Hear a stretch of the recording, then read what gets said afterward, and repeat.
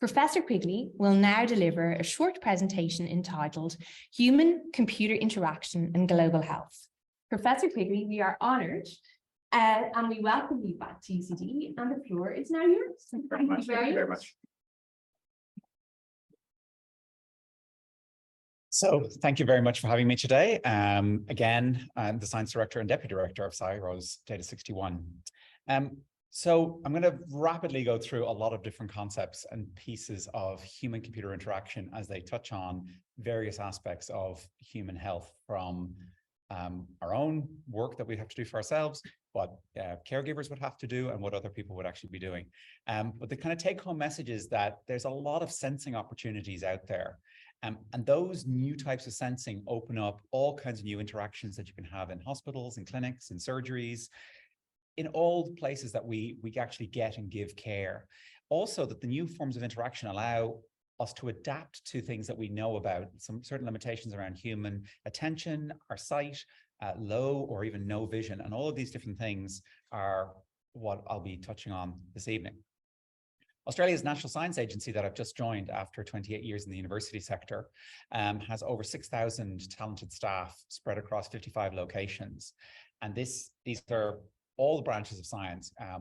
So we have people who are looking at robotics that go underground. So we recently came second in the world in one of these DARPA challenges for robot rescue. We have a boat, we have satellites, we have spacecraft. All branches of science come together to solve these big national problems. And what I think is quite interesting is that as a science agency, it's over 100 years old, and just 6 of those technologies contribute over 5 billion to the global economy each year. So it is solving big problems at scale in the work that it actually does. Another key message is that for many things in terms of global health, the technology and the future is actually already here, as William Gibson said. It's just not very evenly distributed. So when I think about within CSIRO, we're often talking about 2050, about net zero. We're thinking about 2050 for like ending plastic waste. We're looking at 2050 for some of the biosecurity threats and challenges, some of the cybersecurity challenges, even with the new AUKUS agreement around nuclear submarine technology between the UK, the US, and Australia. So 2050. But then when I cast my mind back to like 1996, that's the same distance away as 2050. So if you cast your mind back to what UCD, if you remember what UCD looked like 27 years ago, that's the future. Like 2050 is 27 years into the future from now. And that's the distance. When you go back and think about the Irish healthcare system back in 1996, what didn't we have? Well, you know, we certainly didn't have telemedicine at home. Like, we didn't have the proliferation of broadband. We certainly didn't have like the mobile technologies that we do today. But we still did have, you know, doctors and nurses and surgeons, and technology has improved, but it's not like 2050. It's suddenly we're going to be living in some sort of, you know, Jetson future where all these technologies will have solved all kinds of problems, but certain things will certainly get better. So that this kind of distribution is even things we have today, if those are more commonly shared around the world in 27 years' time, that'll actually be a great improvement. And we've just passed 8 billion people on planet Earth. So it's a very interesting time to think about what these kind of technologies will look like. So when I do my research with my students and with others, we kind of look at the context of use. So we look at the patients, we look at the medical workers, we look at their life, we look at their jobs, we look at the work context itself. We look at the fact that people are very, you know, attention strained, their hands are busy, they're mobile, there's data-rich environments. So you kind of look at the workspace and then you actually adapt and you think of new HCI technologies to accommodate. So one of the projects that we've been doing and we continue to work on is looking at the environment where you actually have, where you're monitoring multiple screens and lots of information are coming in, and more work environments, from hospital context to other situations, have taken the place where there's more and more screens around you. But of course, the bandwidth to the brain isn't necessarily increasing and your attention is limited. So things can actually be happening on multiple screens that you won't necessarily notice. So we invented this technique and patented it actually, called diff displays, and was using gaze-dependent techniques for visualizing display changes. So when we know you're not paying attention to something and then we know you are paying attention to it, we give you a visual summary, a précis of everything that happened on the screen when you weren't looking at it. And so what would you actually do with that? Well, what we then did is we baked this into user interface widgets that had the same level of awareness. And then what we did is we did a study for ubiquitous health technologies, where we basically looked at a multiple monitor health situation, where you were just looking at what you would normally see in a sort of a clinic, where you've got, doctors and rounds and patients and wards and all this kind of information, and things are changing and people aren't seeing those changes. So what we did is we did a study where we incorporated our gaze awareness system with and without to actually see what was happening. And the accuracy goes way up. So just having this awareness of what people can see and what they are paying attention to, and then actually drawing their attention to what's actually changed when you're actually, when your eyes go back to look at the screen can give you quite profound results. We're also interested in kind of in a lot of context on the go. So if you think now, one of the transitions we've had in the last sort of 15 years is the use of mobile technology. So we've got some wearable systems. We've also got some small mobile systems that we're using. And the data shows these are in heavy use in the hospital context. But what can you actually do with that? Well, one thing we've explored is using what's called change blindness. So the idea is that in certain contexts, at a distance, we know you can't read all the information on screen. So we don't try and visualize it at that level of detail. But as you bring the screen towards your face, we add more and more detail onto the screen. We use the proximity to your face to determine how much information we actually bring in and when and where we actually add it to the screen. Now, what's interesting in this is as you're moving a device back and forwards, the question is, would you see the change? Okay. Would you actually detect that actually something has been added or removed from the screen? So let's try this little experiment. Hopefully everybody can see there's a change on screen. Okay. Can anyone not see a change on screen and is willing to put up their hands? Okay. Everyone can see what's changing on screen. So, Therese, what's changing on screen? Yeah, the bag is appearing and disappearing, okay? So we know that with respect to your human visual system that you can definitely see that because it's above a certain threshold, you can see it. But if you were moving the device or if there was a small little flicker, would you see it? Now, this is a very famous example of this. Who can see a change between the two images? Image one, there's a flicker. Image two, it's not that different than the previous scenario. Now, Patrice, no? Can you see what the change is? No? The massive engine yoke. Yeah, and you can do the same thing with visual interfaces. So what we've studied, and more people are now trying to do the same thing, is as you're moving this visual display back and forward towards your face, these things now have cameras in them. We know the proximity to your face, we know the distance, we can add and remove information. And that's exactly what's happening on screen here. This big green block disappeared and appeared right in front of you, and most people don't even notice it. Right?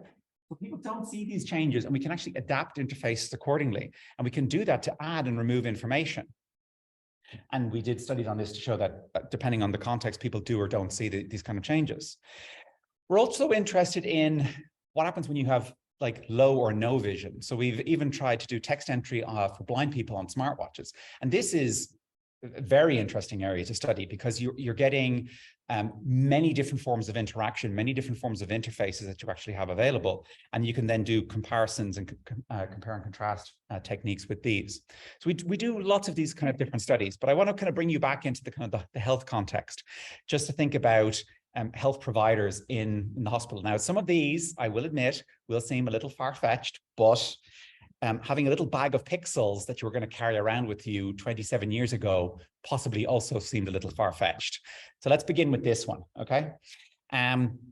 Look at that kind of context of use. So now the person, that they would find it difficult to use a spoken interface at this stage. So if they can't interact with the computer using a spoken interface and they don't want to be touching a screen because they don't want to, get their hands no longer clean. There's a technical term for that I'm forgetting off the sterile. Thank you. They don't want to de-sterilize their hands. Maybe they do want to interact with the computer. So maybe one way they could actually do this is by using a breath interface. So what we have here is we're detecting breathing, speech, and also environmental noise, taking all of that in to a small little processing unit, and then using very simple processing techniques, FFT analysis, Z-score thresholding, peak-to-peak identification, to actually allow us to recognize short breaths, multiple short breaths, and maybe even long breaths. And then we actually built this and we tested it and we tried it and actually used it to detect inhalations and exhalations to actually control a computer. Of course, you then do your experiments with this to actually see what's actually possible, to see, is this actually a viable interface? Can you actually just use sniffing? And we imagine this might be something that you would have, like, say, in a mask. It is actually something you could use to control a computer when your hands are busy. We're also, of course, then interested in, as amazing as this is, it is still a very small bag of pixels that's in my visual field, okay? We're going to start to see more augmented reality headset displays come in. Now, if they actually start to become prevalent, if we actually start to have head-mounted displays, we then have to think about the fact that there's going to be intersections between the pixels that we have. Some of them are going to be projected in front of us, some of them are going to be on our wrist, and some of them are going to be in our hand.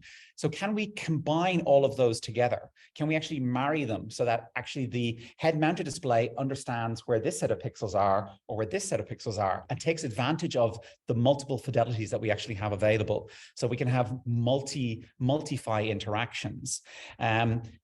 Motivation for this, of course, is, smartphones are great, but they can be cumbersome to access. Wearables are also good, but they're actually quite small. So can you actually marry them together? So can you imagine looking at a head-mounted display that actually understands that you've got a small display on your wrist? And as I said, we're seeing more and more healthcare scenarios where people are actually using these types of systems. So we tested this out just to see what it would actually look like. So what you see here is part of the interface is in your hand, and part of the interface is coming off of a head-mounted display in your head, and the two get stitched together and you effectively have this larger interaction space. So you can start to think of when you need more of a display, like you've got a small display on your wrist, but now you need more, suddenly you can have it, but maybe it's only for a short period of time. So you don't need it all the time, you just need it to kind of expand. So you can imagine having it on your watch and you would flick in a particular direction, and that would trigger the system to say, oh, you want a bigger screen, and suddenly you have a larger screen that you can interact with, and it goes back to being something small. We tried different formats of this as well. I'll skip on because I'm running out of time. Yes, I'm really running out of time. We're also looking at, as I said, the context of use. So all of us, let me having a look now, okay? The lady in the back, yep, you're touching your face. The other lady, she's got her hands up against her face. You've got your hand up against your face, face, face, face, face, face, face, face. You're all touching your face, okay? All the time. We touch our faces all the time. Again, for sterilization, very bad. But actually, in some cases, it's bad, but maybe it could also actually be useful, okay? So here we actually have a pair of glasses which are designed for doing eye tracking, EOG sensing, just on the bridge of your nose. But because of the signals, we can actually pick up the fact that you're flicking in a particular direction, or that you're pushing your nose in a particular direction, or that you're maybe rubbing your nose. So of course, you can actually use that to tell somebody, by the way, you've just touched your face, your hands are no longer sterile. But actually, you can also use it for doing new forms of interaction. The last area I kind of want to get into, because I've only got 10 minutes left, is looking at your hands. Okay, so we're interested in the work that people do. We're interested in new forms of interaction, but we're also very interested in what are your hands doing, okay? So your hands are interacting with so much in the physical environment at any given time. And we're really interested to know what your hands are doing, not so that we can just like mimic a keyboard or a mouse, but so that we can actually imagine that we know what your hands are up to. And with that, we can actually do lots of new things. So there are an emerging form of a smartwatch that actually has a camera in the side of the watch. Now, it's designed for taking photographs, but what we discovered is that your hand blocks the camera from time to time. So that's called the episthenor, that area at the back of your hand. So if you look at that, if you imagine yourself as a camera that could see that, what can you see? Okay, so look at the little red box and imagine you were a camera and you could see that. What are you seeing that's changing? There's 4 things that are changing. Okay, what's changing? Muscles, yeah. What else? No, so the thing is, you can't, that's interesting, you can't see the fingers. Okay, you can only see, you can see the knuckles, but you can't see the fingers, only what's in the red box. Okay. Sorry? Ligaments. Ligaments, yeah. What else? Bones. Skin. Web of veins. Skin deformation, bone movement, tendon movement, and a web of veins. All of that you can see. So if you can see that, can we actually train a system to recognize that? Because that then gives you a window into what the palm of the hand is doing and what the fingers of the hand are doing, okay? So you have a camera, you take pre-processing very low scale images at a very oblique angle. You pass it through a series of what are called convolutional neural networks, basically image processing techniques, precursor to some of the deep learning techniques that we actually have now. Using all of that, and then this what's called softmax layer at the end, which processes it and basically fuses it together to recognize the gesture. We then did some results, some experimentation, and this is the early scale work, so it was 89% accurate in different scenarios. But what it would look like is basically this. Okay? You can imagine that the camera can only see, so if you actually look at the top right, those kind of blurry little images, that's what the camera is actually seeing. Okay, but once it's actually been trained, it can then actually start to deduce the gestures. So in the early work, we were doing static gestures. These are static gestures. Okay, so the hand is in these various positions. Let's say like sign language. Okay, but then you can move on to say, let's say like dynamic gestures, where you can actually see the fingers moving through certain motions. Okay, this is the early stage work that we did.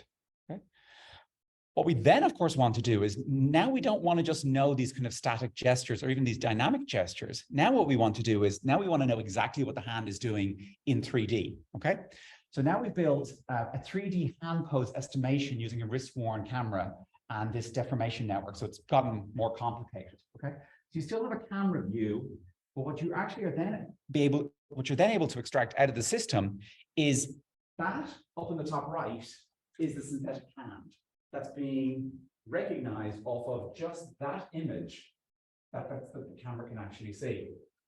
So which means you can then start recognizing, so your synthetic, that's the top right is actually what we recognize as the motion. So you can then actually recognize, you know, people playing piano, keyboard typing, what people are gripping. So now you can actually think about like a future scenario for like a medical professional. You don't actually have to tell it what you're holding. The system now knows what you're holding.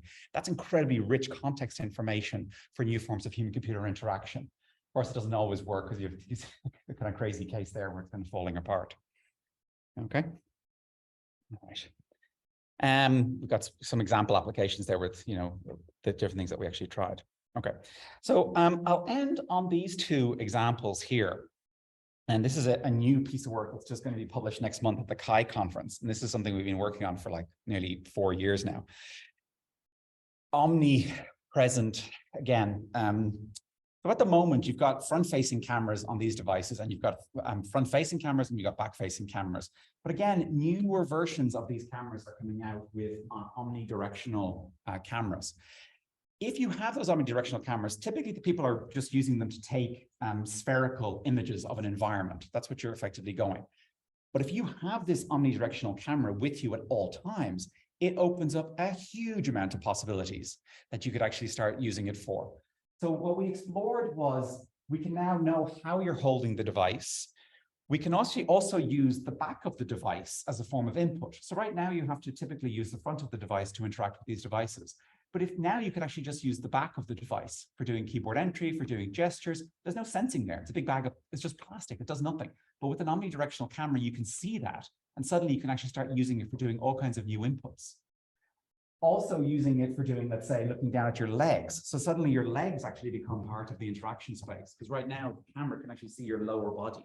You can actually use that for doing body proximity, as you saw before, where we were doing that for like changing the interface. You can, of course, have like in-air gestures around the system. You can touch your face. We do like touching our face, as you, and even thumb hovering over. And we developed the system and we built applications for all of those that actually all work. So you can use it for detecting danger around you because suddenly this camera is looking at the physical environment around you, doing context sensing, knowing more about the world, using it for office meetings, replacing, you know, tablets and styluses. You don't need those anymore. You can use it for gesturing at home, smart home, body face, you know, a gait detection, even having like virtual avatars, using it for doing sort of at-home cooking, or even just actually putting the thumb in the car and then actually having in-car interactions all off of one device that has now this omni-sense input and interaction. Okay. The problem, of course, with that is for many people, they don't want cameras around them. Okay. the idea of having a camera that's like literally an omnipresent camera watching you all the time is kind of horrifying to some people. So sometimes you need to look at other forms of other forms of interaction. And another area that we've looked at is radar. Okay, so this is a project that we've been doing bits of work on over the years, and this is for radar and categorization. So it's called RadarCat. Okay, typically when people think about radar, they think at that scale. And actually, in my new job, we have one of those. We have all kinds of crazy equipment in my new organization. And this is sometimes what people think of as radar for like monitoring flights and weather and all kinds of other things like this weather radar. But actually, what we're talking about here are very small radar sensors. Okay, and again, these are now much more common than they were, 10 years ago. So these are very small. In this case, what's called a monostatic, which means the transmitting and receiving elements are all on the same radar sensor together. And this scenario they would have in mind for this is that it might be embedded into a smartwatch. So suddenly your watch can actually have a radar sensor in it, which can actually start to understand the physical environment around you. Okay, this is what it was invented for originally. And when it was created, it was designed so that you can actually use it for doing in-air gesture recognition. Okay, so you could actually have virtual buttons, virtual dials, virtual sliders, virtual trackpads just in air, and the system will be able to track and detect that. And that's great for doing certain types of human-computer interaction. But what we wanted to do with it, and this was shown at Google I/O in 2016, but I'll actually just show you our version so I can actually jump on, is we want to actually use it to detect and understand materials, okay? So just having this small sensor, again, with much older, very simple machine learning techniques, this is just using support vector machines and random forest classifiers, you can actually train a system by giving it lots of examples of different forms of material, and then you can actually re-recognize those when the system is presented with those examples again. And we did some interesting work with water, and we actually then did all kinds of other follow-on projects to do to detect different types of substances like pollutants inside of water. And actually some researchers in Canada did some work for actually using the same sort of sensor for detecting bloodborne diseases with the same sort of sensor. What you're actually getting, of course, in the system is a very noisy signal, okay? Because the energy is basically being reflected back off of whatever in front of it. And you then have to process that and actually be able to detect what you're actually looking at. What's happening with radar, and it's not like computer vision, okay? Literally, you have a signal that gets emitted from the radar. The object then reflects back. And if it was that simple, this would be a very easy problem, okay? But actually, it's not that simple. It's much more complicated. Because what ends up happening is the object, some of the radar energy immediately reflects off of the surface. Some of it actually gets absorbed into the material and then actually reflects. Some of it just scatters through completely, and some of it just passes right through the material. So all of the signals, everything that actually comes back together again is what you actually have to determine and use. So what you end up getting your signal characteristics that look like this. So you get these very noisy patterns across the sweep of the signal that's coming off of the radar unit. And you actually have to train a system to actually recognize that. So what we did was we basically placed objects onto our sensor, collected our data, used what's called a feature extraction and labeling. In this case, we tried it with over 600 different features using a classifier. In the best case, we were using a random forest classifier. And then you basically represent those objects to the machine learning system again, and then you basically build applications from that. What you're getting, of course, are these very, very noisy signals that you actually have to deal with and that are coming out of it. We did different experiments. So we started out with like day-to-day objects, plastics, and even body parts. I'll just show you some of the examples of this. And this is the results that you actually get, which is just a confusion matrix to say what is recognized as the material that you're actually looking for. And what's interesting here is that certain things get confused with one another, like your book and your wood, which have similar characteristics, they get confused with one another, or even your aluminium and your hard drives and scales, they also have got similar material components, so they also slightly get confused with one another. I'm coming up on time here, so I'm going to skip ahead. We also did this with body parts. I'll show you some videos of this. Maybe it's kind of easier to understand the video. So this is kind of you can imagine now your smart kitchen, other kind of cooking environments where suddenly the objects in the environment are known to the system. And as you start placing objects in the proximity, we actually know what they are. Now, because this is radar, there's no computer vision techniques here. So this is something you could have at home. You're less worried about the privacy issues that would be associated with having a camera in your home, even though you could use something like OmniSense to actually do it. We also, of course, tried this on the body, because as people are using these devices, they place them all around their bodies. And it's actually kind of interesting to know, where is the actual, where's the device? Is it in your hand? Is it in a gloved hand?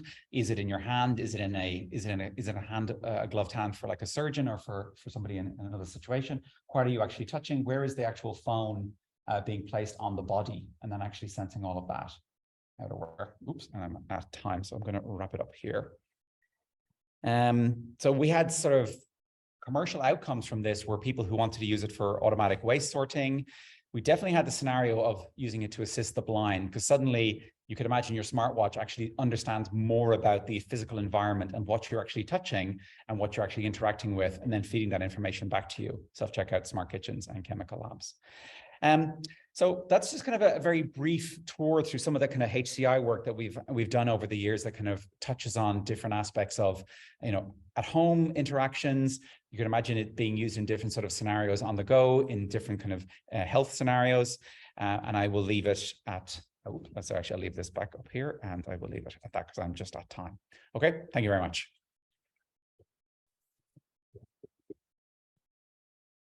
So, Aaron, that was fantastic. So we're just going to have a very quick chat and then a couple of questions, and then we're going to open it up to the audience for your questions. So please have them ready. But I wanted to ask you first, Aaron, really about, amazing talk. Thank you so much. And a real tour de force of HCI. But in terms of health interactions and I suppose just some of these technologies from a health perspective, where do you see them going? How do you see something like, the breath? Would that be used in a clinical scenario? Not always, because what I like to do, and why the kind of HCI community produces these kinds of work, is to kind of inspire people to see it and then realize, actually, it's not going to be something that every person's going to be using, but in a particular context, it is actually solving the problem. So one of the things we do in CSIRO is we do kind of co-creation. So you'd have a technology like this, but then you would go and work with your stakeholders, you'd work with clinicians, you'd work with practitioners, you'd actually test that and then see, is it actually solving it? But it would also kind of, it would allow people to imagine that you can move beyond the current kind of desktop, because otherwise we're going to get stuck. Otherwise we're going to be stuck on like smartwatches and phones and laptops. And that's going to be the high point of interaction. I don't know about you, but there are so many times I want to be able to use digital technologies, and those interfaces just are not what I want. There's so many times I don't want to be using those, but I'm forced to use them because that's the kind of best type of interface that we actually want. So many jobs, so many types of physical interactions with the world, we would like to get access to digital information. We'd like to be able to use it to kind of, pass information out and have an answer brought back to us. But because we're limited to these kind of interfaces, we just don't, or we just kind of succumb to picking up a phone and then using that. So sometimes in HCI land, you are trying out things that are very experimental, I will say, with the intention of kind of sparking a conversation with somebody to actually get to somewhere that's actually much more practical and real than sniffing at your computer. No, I love that, because it's inspiring the next technologies, and I also love the whole challenge, funding multidisciplinary groups coming together to solve challenges. That's wonderful. And that's what I wanted to ask you about CSIRO. So you talked about radar, you talked about boats. Yes. Maybe you could tell us more about actually, the technologies you have available there, because it just sounds fascinating. So some of this was work before I come into CSIRO. This is work I've done over the last 10 or 15 years in the university sector. But now, you've got 6,000 scientists and research engineers. You have people who are doing the kind of the full spectrum. So I think a good way to think of it is one of the interesting projects at the moment is we have within Data61 we have sort of three remits. One is to use AI and data science to help with Australia's recovery and future resilience, also to kind of incorporate more AI techniques into what we're doing. But the third branch is to actually reinvent science, to actually change how the scientific process works. That to me is particularly exciting, okay? Because it means, I don't know about you, but when I grew up in Ireland and I did my leaving cert here, and I remember how I learned how to do chemistry, and I learned how to do my work as a physicist, and I learned how to do work in the lab, and I learned how to, you know, how biologists work. But now with the digitization that's come in, every single stage of that process is being interrupted by what we have available. And it's all kind of happened very slowly. Now, people didn't think about the fact that, oh, I was able to find my research papers and I didn't have to go to the library anymore. And suddenly I could just, you know, do these searches. And that changed how people did their initial exploration and their framing of their research questions. And then people were able to kind of mock up and kind of, you know, create simulations of what an experiment might actually look like before they actually ran a physical experiment. And that changed what they did. And then they were able to actually go and do a physical experiment and then collect way more data than they've actually collected before and do all kinds of new analyses that they weren't able to do before, because suddenly they had lots more data and they had lots more data processing techniques to be able to use it. And then they were able to actually share that data at scale with like people all over the planet who were doing similar experiments. And we'll just take that for granted now. We're like, oh yeah, but it's always been like that. It hasn't always been like that. That's a very new way of thinking about doing science. The idea that everything from the beginning to the end is going to be enabled and supported by digital tools and technologies. So one of the projects that is running now in CSIRO is called the Ocean Explorer. And how that started was by coming to oceanographers and saying, like, what are your big challenges? What are you struggling with? What are you facing as your difficulties? And they go out into the field, collect a lot of data. Some of it actually never gets used because they're so far behind in just digitizing it and processing it and using it. And what they wanted actually to be able to do is to literally step into the ocean of data. That's what their vision was.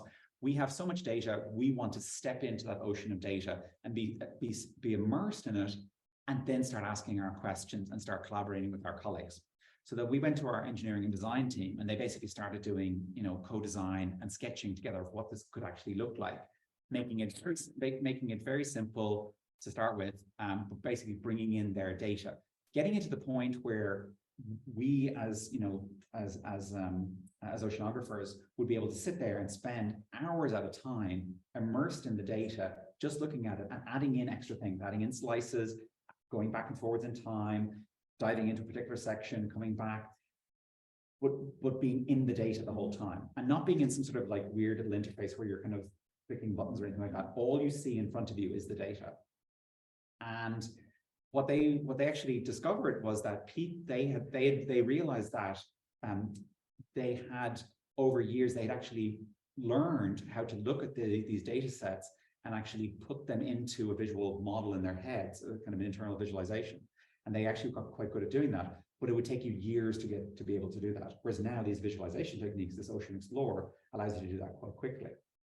What's then actually quite amazing is you show that to them and they're doing their work, and then you show it to somebody who's also interested in the oceans, and then they're interested in like, oh, can I put my fish stock population into this as well and actually run simulations and use it as a digital twin to actually imagine what will happen if there's if there's an algal bloom over here, and if there's sort of pollution over here, and if there's a wash coming off of Australia because of some big flood, can I simulate what's actually going to happen to my salmon populations or my fish populations? And that it just allows people to think very differently about their data. Endless possibilities. Endless possibilities, yeah. Incredible. I mean, the whole, it's just incredible how you describe it. But, and you're saying science is changing, but from what you're saying, you could see everything was changing, even education. But maybe we'll come back to that later. And I'm just wondering, I suppose, just before we open it up to the audience, about innovating and this is huge innovation and it's happening very fast. How do you feel that we might do that as a community very responsibly? Yeah, so we've just launched in Australia as part of the National AI Centre a responsible AI innovation network, because this is it's a conversation that we need to have. It's a piece of education. It's going to result in changes to legislation, governance. Companies are going to be held to account. Individuals are going to be held to account. So to do any of these things responsibly means that we develop standards, and we also we talk about it, so that it's not just a matter of taking this new technology and then just bolting it into a system and then hoping for the best. It's actually about talking about it, and then realizing that some of these things will require significant amounts of legislation and regulation associated with them. And that can be slow. I mean, somebody was just talking to me about one of their PhD students who was working on a project, and they then had to kind of be happy that it was going to be, 7 years potentially of trial and testing to get it in and getting it validated so that it actually can be used reliably.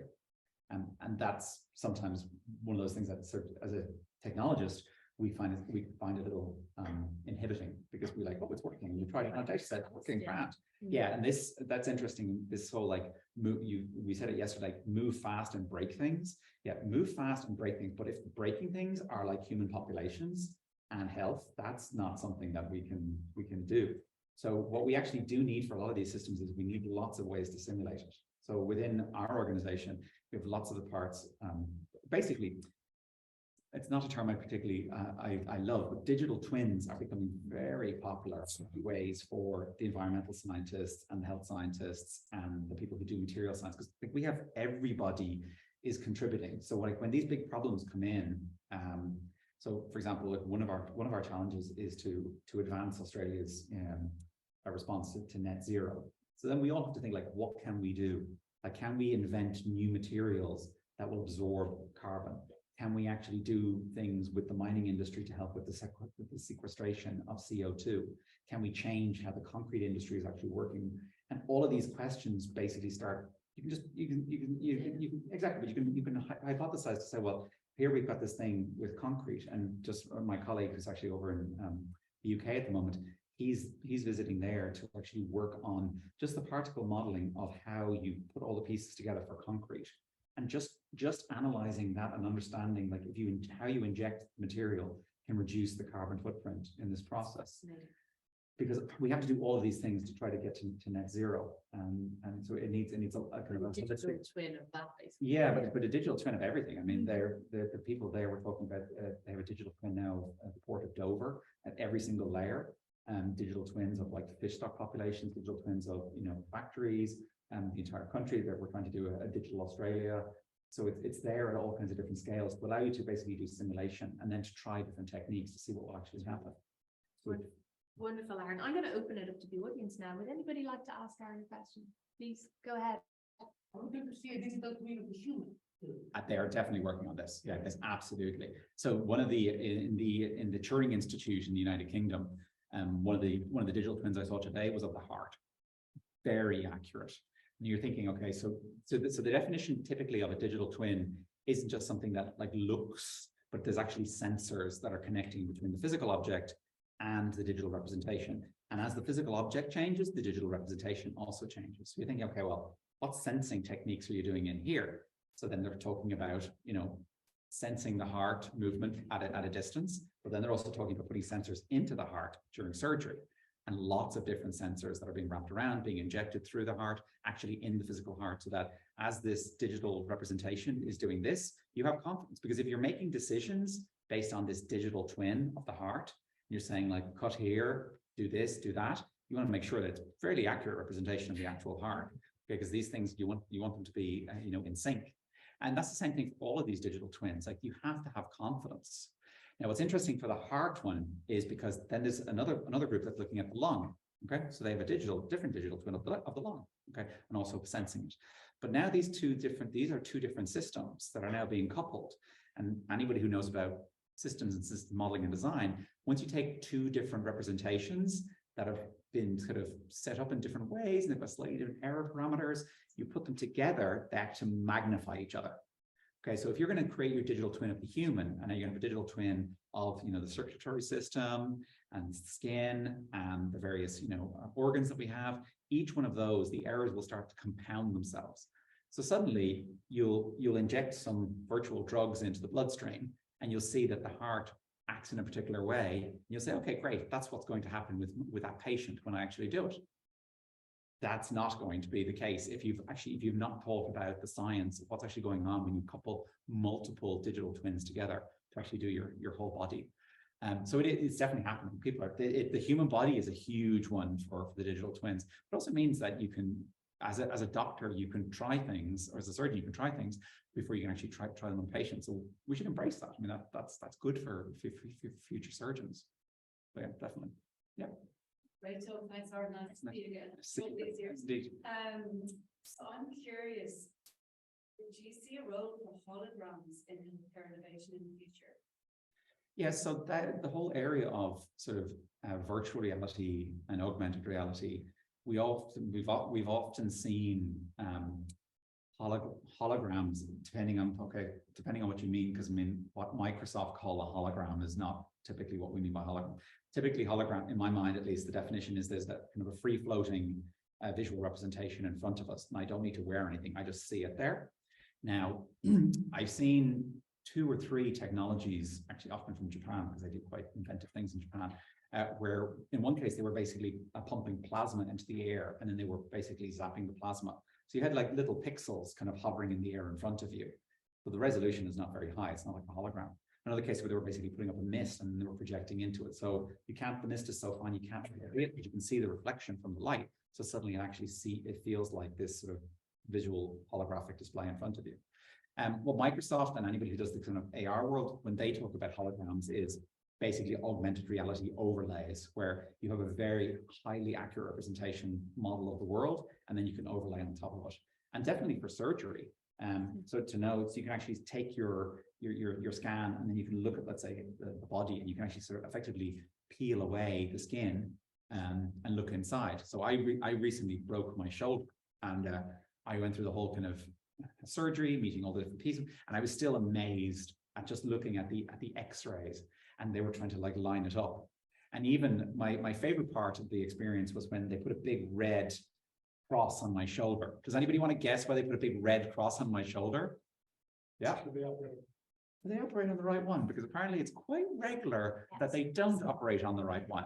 And this, if you had a hologram, and then your natural inclination was like, look, we've got all these scans, we've taken this, all of these scans of Aaron. Before we start cutting, let's just double check, like, oh yeah, well, there's the broken bone right there.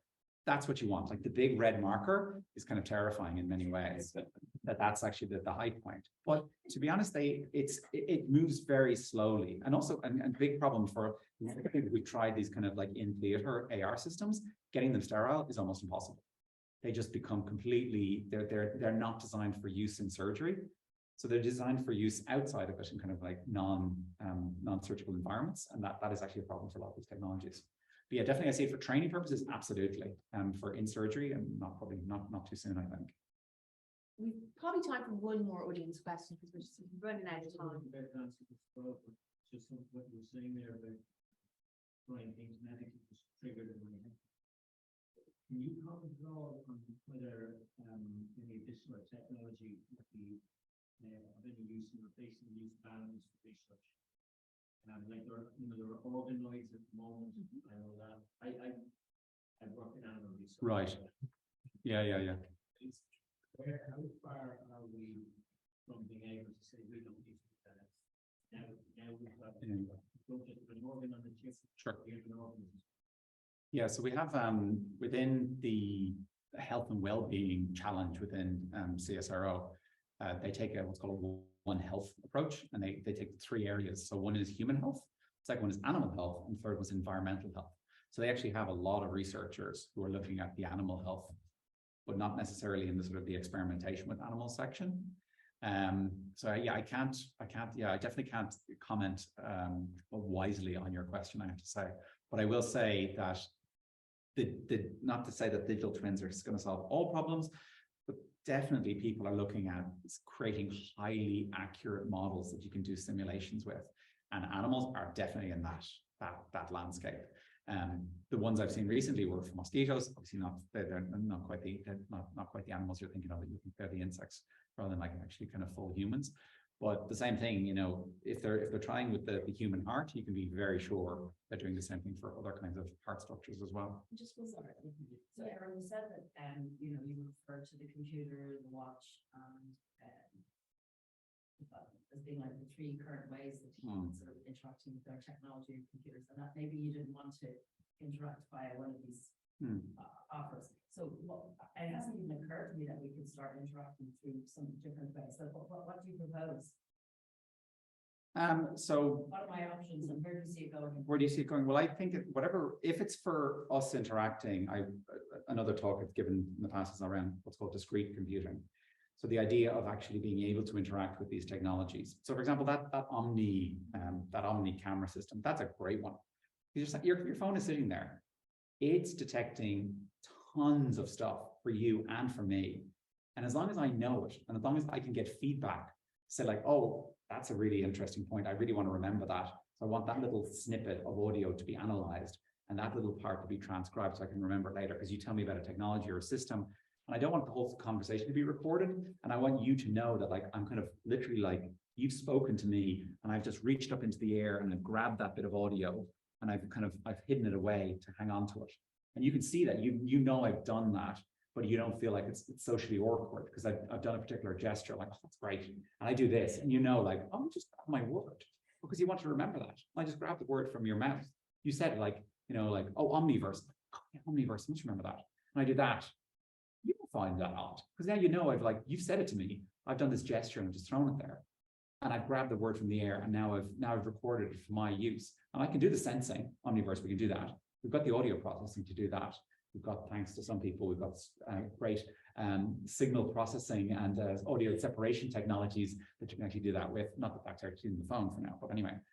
So these are the kind of interactions I think I want to have in the future, that we can just have like regular work conversations, and that I can pluck things from the air. Like I see something on screen, I grab that. I see something I hear something, I want to grab that. Just future. One way of doing it. Yeah. It could be done right now. Absolutely. Yeah, it's going to be doing it right Absolutely. now. Yeah. Yeah. I mean, that omnipresent camera is in our phones right now. They're coming soon. Oh, Yeah, yeah. they're coming soon. But in terms of future, in terms of Mm. you know, ownership, I'm just because we are out of time now, and I'm not going to keep everybody from the reception, which is just outside to the left when you leave the moor. But just to finish up, health and the future. I suppose as humans owning our own health and this idea of changing our health trajectories. What do you see? So the big one that we have now at the moment is edge AI, and there are lots of researchers in the space. So that I'm collecting, because a lot of the technologies, a lot of the amazing stuff that people are kind of espousing in the media and talking about, they rely on very powerful kind of cloud-based systems. Yeah. So you have to take all your personal data and ship it away to something. Give it away to your health provider, give it away to your insurance company, give it away to somebody, give it away to Google, and then they analyze it and come back with it like, oh, this is what you said. What the interesting research that both Google and my colleagues are working on is this doing it at the edge, okay? So that I can download these models. Instead of having some massive large language model that's in the cloud, I have enough of it locally in the context to kind of ship down the pieces that you need, doing the analysis here, and then I can actually do these AI techniques here in the smartwatch. So do it on your phone. Do it here, do it at the edge, and then I don't actually have to expose it out to the world. So your data is private. Data is private to me, and then eventually pieces of it, if I do want to have that passed out, because there are bits of it that I think will be quite useful. Because I mean, the thing is, your health providers and others they're incentivizing you now. I don't know about any of you, but my health provider gives me a wellness app. And if I do certain amounts of activities, I get a number of points. And then after about 1 billion years, no, after about 2 years, it gives me a new Apple Watch. By just being healthy, by being active and by shipping a little bit of data. Of course, I have to ship all my activity data to that. Yeah, what I'd rather be able to do is just collect it locally and have it verified, and then be able to kind of sign it, and then they know that it's definitely been approved. If you need to send it over to your GP, you're sending it over to your doctor, going, here, I have this. Yeah, but that's the future. Yeah, well, it is and it isn't, because I mean, like the whole breaking myself and then going through the whole experience just made me realize how broken the data systems are, that they're just not designed for use. Everything's paper-based, and it's not paper-based because they can't digitize it. They're paper-based because they know worst case scenario, everything goes down and I still have a physical copy. The digital is just too risky, doesn't always work. Even when my scans were being sent around the hospital, they couldn't actually open them because they didn't have the right software on the different machines to actually open the images, and that's kind of terrifying. It still feels quite broken. Yeah, back to the big rig marker, unfortunately. Yeah. Thank you so much, Aaron. That was wonderful. We just thank Aaron. Thank you. And thank you so much to the people that were online as well listening. So we're just going to continue the conversation outside. So please do join us. Thank you so much for coming.